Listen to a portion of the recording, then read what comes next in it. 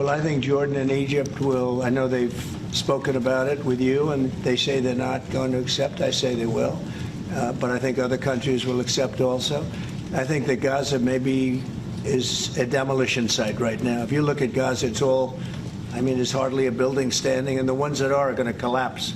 You can't live in Gaza right now, and I think we need another location. I think it should be a location that's going to make people happy.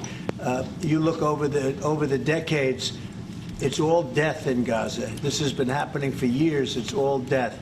If we can get a beautiful area to resettle people permanently in nice homes and where they can be happy and not be shot, not be killed, not be knifed to death like what's happening in Gaza.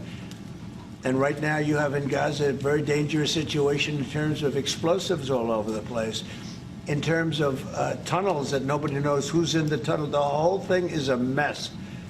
And I think that if we can resettle, and I believe we can do it in areas where the leaders currently say no. I mean, I've been saying that with Mexico, having to do with the border and all of the things, and you saw what happened, 10,000 soldiers, and they're going to do a good job. I really believe that, and I believe Canada is going to do a good job also. And they said the same thing, and then they did something much different than what you were hearing.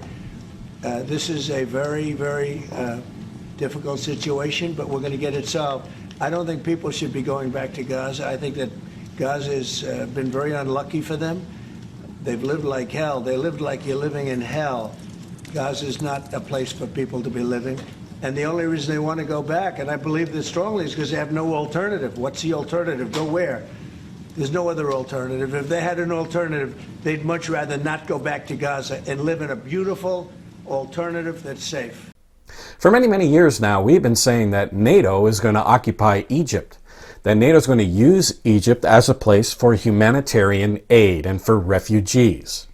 We have been saying that Isaiah, the 19th chapter, shows that the king of the north is going to move into Judah, which is modern-day Israel today, move into Judah and set up military bases there. And we also see that in Daniel, the 11th chapter, verse 45. Where we see the king of the north. Now we have, of course, have identified the king of the north as the president of the United States that leads that northern power called NATO, the greatest military alliance that has ever been put together. We see in the biblical prophecies, Daniel, the 2nd chapter, we see iron with potter's clay. And we know that the potter's clay in Jeremiah the 18th chapter, verse 6, means the house of Israel. We see the house of Israel with the iron, which is, of course, the old Roman Empire.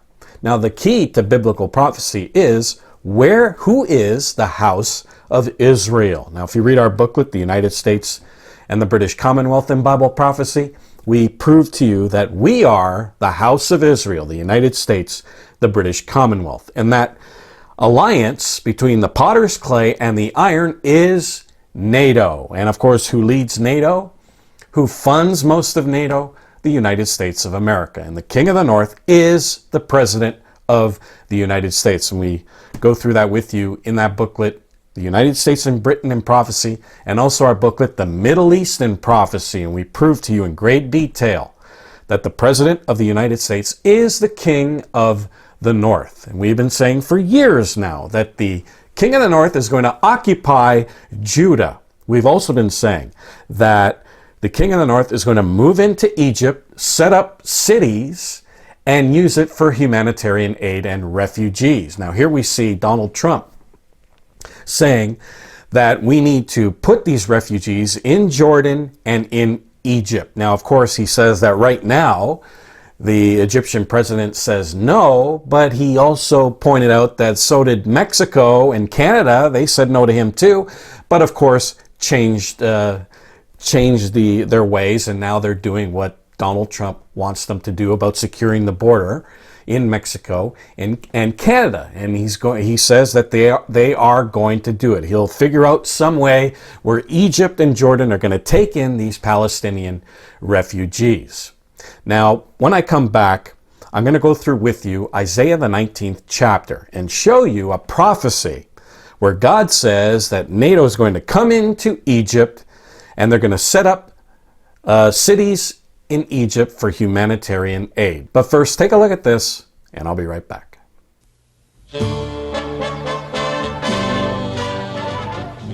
The richest, most powerful group of nations on earth, the United States and British Commonwealth, are part of one of the most mysterious puzzles of all time. The prophecies of the Bible mention such small nations as Libya, Syria, and Ethiopia, but they seem to omit all reference to our peoples. How could such important nations be left out of inspired prophecy? This mysterious puzzle is unraveled in the full-length book, The United States and British Commonwealth in Prophecy. This book reveals the true identity of our peoples from the pages of your Bible, and yet it goes beyond past history and shows you what to expect in the future. For your free copy of The United States and British Commonwealth in Prophecy, log on to our website at britishisrael.ca for your free download. In Isaiah, the 19th chapter, verse 17, here we see an end-time prophecy, and it's speaking of the land of Judah. So obviously the Jews in the end time are occupying their old ancient land. It speaks of the land of Judah, and it's bringing terror to the Egyptians. As it says here, in the land of Judah shall be a terror unto Egypt. Or as it says in the For Our Fenton translation, it will bring terror to Egypt. Now the Egyptians, they don't fear the Jews. They got a bigger population. They got a bigger military. They're at peace. The two nations are at peace. So why do the Egyptians fear what's happening in the land of Judah? Well, when we look at that word terror in the Strong's 2287, it says that this word means to march in a sacred procession. And the last time we saw that in the Bible is the time of Joshua, when they went to Jericho and they marched around the city in a sacred procession. And then, of course, the walls fell, and of course the Israelite troops took over the city of Jericho. So what we see here is the Egyptians, they see this great army, troops in the land of Judah, and of course they fear what's going on in the land of Judah. Why would they fear these troops? What kind of troops are they? Well, obviously it is the king of the north. We see in Isaiah the 14th chapter the same language that's being used here. We see the same language. I went through this with you in the last broadcast, showing that a smoke is coming from the north. And of course, Palestine was dissolved. And of course, this northern army is from Judah's root. And of course, the root of Judah is the British and American peoples. This is NATO. And in Daniel, the 11th chapter, verse 45, we see the king of the north setting up the tabernacles of his palace between the seas in the glorious holy mountain. And all this is happening before the tribulations. And of course, we see in Daniel 2, the potter's clay with the iron. We know that the potter's clay is the house of Israel, Jeremiah the 18th chapter, verse 6. And of course, who is modern day house of Israel today? The United States, the British Commonwealth of Nations. And of course, you can download our booklet, The United States and Britain in Prophecy, for proof on that. And of course, the iron is Europe. So here we see the potter's clay with the iron. Obviously, it is NATO. So the king of the north is the president of the United States, because of course, who heads NATO, who funds most of NATO? The United States of America. And originally it was called the Washington Treaty in 1949. And of course, the United States heads that great military alliance called NATO. So the king of the north is the president of the United States. So here we see the land of Judah shall be a terror unto Egypt. We see troops in the land of Judah, the king of the north. And we saw in Isaiah the 14th chapter, the king of the north in Gaza. Here we see the president of the United States saying that we need to take over Gaza, and that Egypt is going to take these Palestinians. They say no, but Donald Trump has a way of convincing people to say yes. And he says that Canada and Mexico agreed to his terms, and he's sure that Egypt will agree to his terms as well. And here we see in the rest of this prophecy that the NATO troops are going to set up 5 cities. In verse 18. It says, in that day, and of course that's always an indication of the end time, it says, in that day shall 5 cities in the land of Egypt speak the language of Canaan. What is the language of Canaan? Well, during the time of Isaiah, the language of Canaan, of course, was Phoenician. The history shows that the Phoenician Empire was around during the time of David and Solomon, and the historians call it the Phoenician Empire, but the Bible shows that that empire was the empire of David and Solomon. And of course, the Israelites spoke Phoenician. It's a Semitic language akin to the Hebrew. And of course, the European languages come from the Phoenician, like the Latin and the Greek and so on. So here we see the European languages, and it says they shall set up 5 cities in the land of Egypt, and they shall speak the language of Canaan. Obviously, it is NATO coming in, and they are setting up cities. And one of those cities, it says the city of destruction, but the Farrar Fenton translation has it, the town of salvation. So they're setting up these cities and setting it up for refugees and giving them humanitarian aid and giving them homes to live in and so on, what Donald Trump says. This is what we see here in verse 18, that the NATO troops are setting up cities in Egypt, and it says, they shall speak the language of Canaan and swear to the Eternal of hosts, and one shall be called the city of destruction or the town of salvation. Then it says in verse 19, in that day shall there be an altar to the Eternal in the midst of the land of Egypt, and a pillar at the border thereof to the Eternal. Now, when you look at the biblical commentaries, they're basically saying that it is setting up the worship of God in Egypt. Now, the Egyptians aren't Christian. The Palestinians aren't Christian. But of course, the NATO allies, the NATO countries, they are Christian, and they are setting up the worship of God for them. And who knows, maybe there's Palestinian Christians, and of course there are Egyptian Christians. Maybe they're set up for them as well. But mostly for the NATO troops, setting up the worship of God in Egypt. And then it says, in verse 20, it says, and it shall be for a sign and for a witness unto the Eternal of hosts in the land of Egypt. It is showing not just the Egyptians, but the world itself, that the biblical prophecies are true.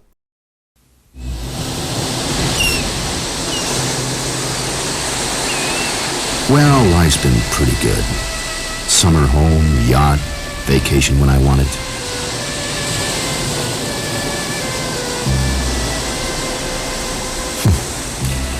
Some little kids sure spent a lot of time with that. Too bad they never last. Yeah, a lot of things are like that. Kids are grown now, and Sandy and I aren't getting any younger. Is this all there is? You can know the answer to this age-old question. What is the purpose of human life? Download your free copy at britishisrael.ca. You know, I've said for years now that I believe personally that Donald Trump is going to fulfill these prophecies of the King of the North, now that we know that the King of the North is the President of the United States. When we look at the King of the North, we see his foreign policy he's pro-Israel, pro-Christian. He's going to use his military to bring about his foreign policy to save Judah and, of course, to bring peace to the Middle East. And this is exactly what Donald Trump is trying to do in the Middle East. He's looking at it in a totally different way, not the old way of the Bushes and Obama and all that. He's looking at it in a totally different way, and it absolutely agrees with the biblical prophecies that we find in Isaiah, in Daniel the 11th chapter, in the book of Jeremiah, and so on, that the King of the North is going to set up military bases in Israel. NATO is going to set up bases in Egypt for humanitarian aid and refugees. And I forgot to mention Jeremiah the 46th chapter, verse 24. It basically says that the daughter of Egypt, meaning the latter end generation, the daughter of Egypt shall be confounded. She shall be delivered into the hand of the people of the North. That's the King of the North, NATO. So here we see the NATO troops coming in and occupying Egypt Donald Trump is saying Egypt will take those Palestinian refugees. They're saying no now, but he's going to convince them to take them. So here we see Donald Trump beginning to fulfill these prophecies in the book of Isaiah, in Daniel, the 11th chapter, verse 45. And eventually they will come, these prophecies will come to their full fruition. And when we see NATO occupying Judah to save Judah, it says he shall come to his end and none shall help him. NATO will break apart. Then we'll see new alliances. We'll see the beast rise out of Europe.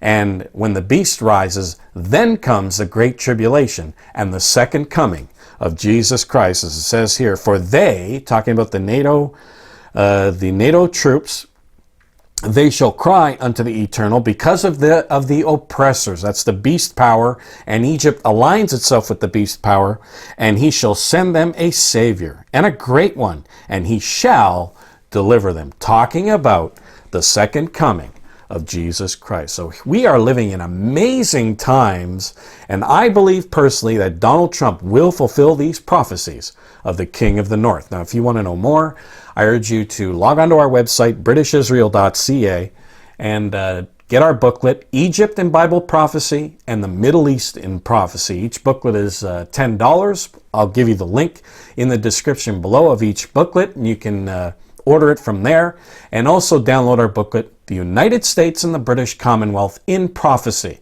And you will find where the United States and Britain are identified in the pages of the Bible. And believe it or not, we are mentioned more times than any other nation in the Bible. This is Peter Salemi saying goodbye, friends.